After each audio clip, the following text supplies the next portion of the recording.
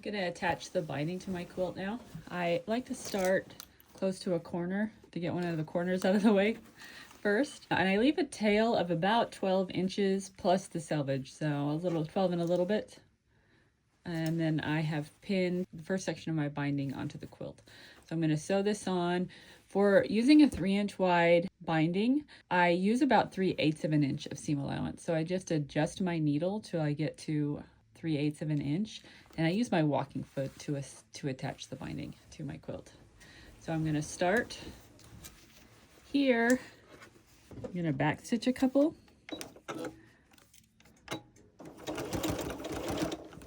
To get started. And then I'm going to sew until I'm about 3/8 of an inch from the corner. Usually I just eyeball it, but I'm going to mark it so you can see.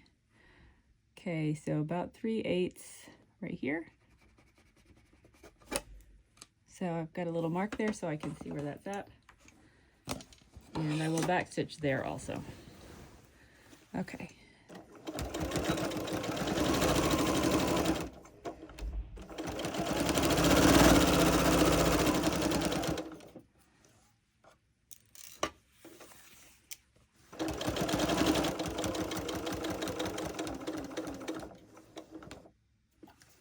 So I'm going to back stitch a couple, or just one, and then forward stitch again.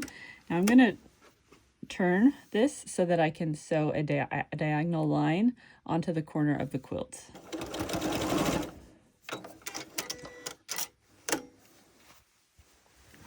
And I find that those little stitches right there just help my corner be a little bit more secure and a little bit sharper. So you can see it sews right onto the corner right there.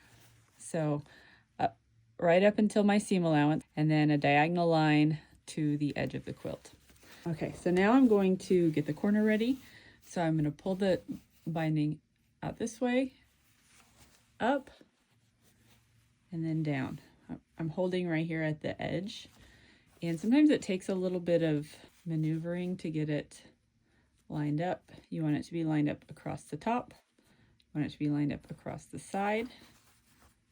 And you want this side to be just covering the folded over part right here, straight. And I want that to be straight right with the, so usually I fold it down like this and then pin in place. I don't usually pin the whole side of the quilt before I attach the binding because I don't think it's necessary. It takes forever.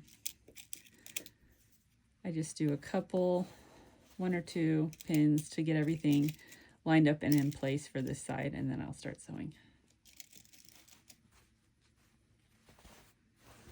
Okay, let me make sure my quilt is situated so I don't have to keep adjusting it while I'm sewing this on.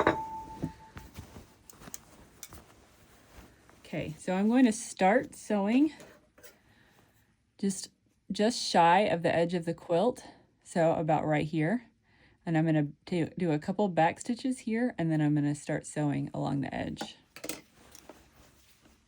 I'll show you what that looks like once I get it attached.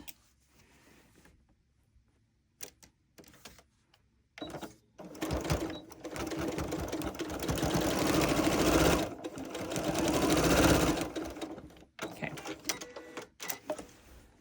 So you can see I started sewing just inside this edge, and I did a couple back stitch, and then I always like to test my corners before I keep sewing to make sure that it looks nice and sharp. So I'm going to fold it over here, fold it over here, and the corner looks good. So I'm going to go back to sewing this side down.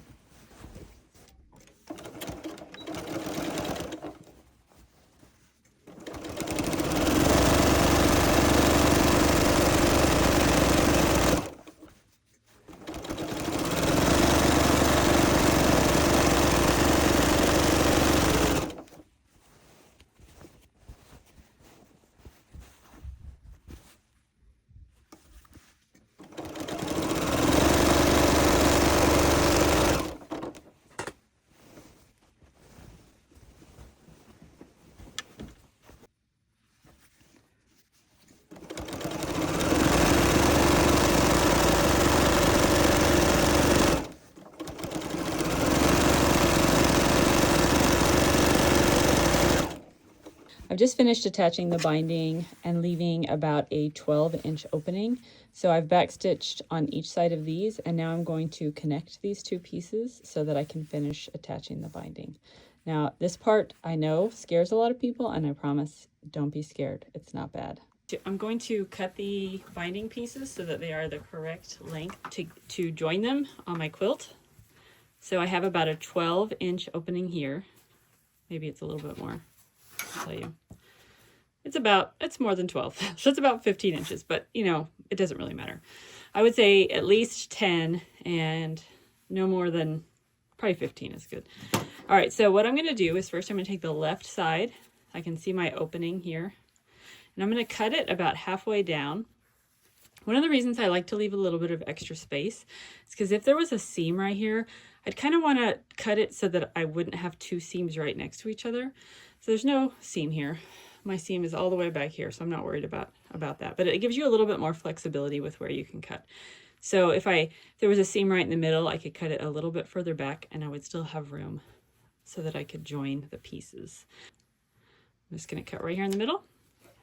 Now this is a nice scrap. Okay, and I'm going to make sure this is nice and flat and lined up. And I'm going to take my other piece and I'm going to fold it right where it meets here. I'm going to make sure that it's nice and flat and that it's folded straight. And right where they meet, I'm going to measure my binding width strip, which is 3 inches. So I've got 3 inches here. I'm going to mark that with the Hera marker right here. Now I'm going to find that spot that I just marked.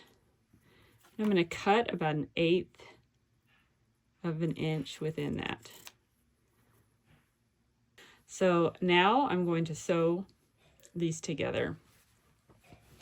And what I'm going to do is I want them eventually to basically fit together like this, you know. So I need to sew them right sides together. So I'm going to put this one right side up. See how it's not folded over? And I'm going to put this one, I'm going to have to fold this right side down. I don't want it to be folded over at all, just open, so that they meet like this. Okay, so let's go over that one more time. I want them to meet in the middle. I need them right sides together. So this one, I want right side up with no twisty things here, no twisting. And I want this one right side down like this. And it's not twisted. Okay, and now I'm going to pin these together in each corner. Here, here, here, and here. And usually when I sew, I just eyeball it, but I'm going to show you how to mark it if that's helpful to you. I'm going to sew from the upper left to the bottom right. So I can kind of see my corner edge right here. So I'm going to line this up, this top corner right here. And I'm just going to put a little line with the Hera marker. So now I can have a little mark where I'm going to sew. You can kind of see it. So now I'm going to sew along that marked line. All right, I've now sewn this together. You can see it fits. So I need to trim the seam allowance here. I've just trimmed off that extra edge, and now I'm going to press this.